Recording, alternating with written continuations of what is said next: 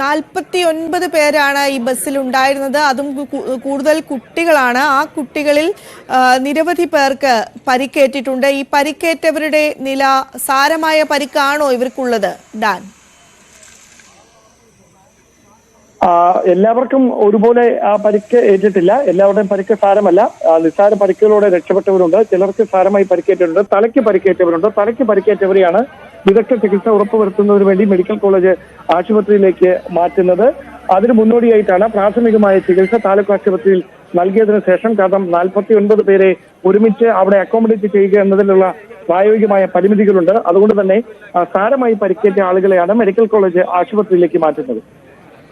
തിരുവനന്തപുരം നെടുമങ്ങാട് ഇരിഞ്ചയത്ത് നിയന്ത്രണം വിട്ട ബസ് മറിഞ്ഞ് നിരവധി പേർക്ക് പരിക്കുണ്ട്. ഒരാൾ മരിച്ചു എന്നാണ് നമുക്ക് അറിയാൻ സാധിക്കുന്നത്. ഇപ്പോൾ CPM നേതാവ് ഷിജു ഖാൻ നമ്മളോടൊപ്പം ചേരുകയാണ്. അദ്ദേഹം സംഭവ സ്ഥലത്തുണ്ട് എന്ന വിവരമാണ് അറിയാൻ സാധിക്കുന്നത്. ശ്രീ ഷിജു ഖാൻ, രക്ഷാപ്രവർത്തനം പൂർണ്ണമായും പൂർത്തിയായോ?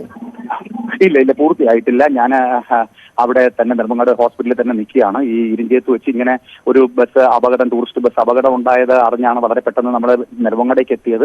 അപ്പോൾ ഒട്ടേറെ പേരെ പിന്നെ ഇവിടെ തന്നെ പരിസരത്തുള്ള ആംബുലൻസിലും മറ്റും ഒക്കെ ആയിട്ട് ആശുപത്രിയിലേക്ക് കൊണ്ടുവന്നു.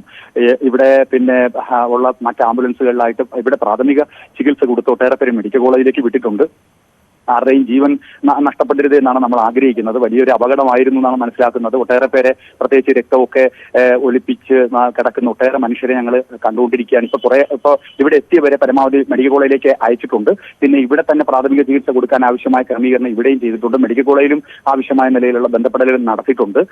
പിന്നെ വലിയ ഒരു അപകടമാണ് ഇവിടെ നടന്നത്, പ്രത്യേകിച്ച് നെടുമങ്ങാട്. പക്ഷേ ഇത് പിന്നെ മിനിറ്റുകൾക്കുള്ളിൽ തന്നെ ആളുകളെല്ലാം ഇവിടെ ഹോസ്പിറ്റലിൽ എത്തി ആവശ്യമായിട്ടുള്ള ക്രമീകരണങ്ങളെല്ലാം ഒരുക്കി കൊണ്ടിരിക്കുകയാണ്. ഞാൻ അതിനകത്ത് നിന്നാണ് ഇത്രയും വലിയ ഒരു അപകടം നെടുമങ്ങാട് പോലൊരു സ്ഥലത്ത് ഞങ്ങളൊന്നും പ്രതീക്ഷിക്കുന്നില്ല ഈ സമയത്ത്. എങ്കിൽ പോലും ആളുകളെല്ലാം ഇവിടെ എത്തിയിട്ടുണ്ട്. ആവശ്യമായിട്ടുള്ള ചികിത്സ കൊടുക്കാൻ വേണ്ടിയിട്ടുള്ള ഇടപെടൽ നടത്തിക്കൊണ്ടിരിക്കുക. ഒരു മരണം സ്ഥിരീകരിച്ചിട്ടുണ്ട് എന്ന വിവരം വരുന്നു.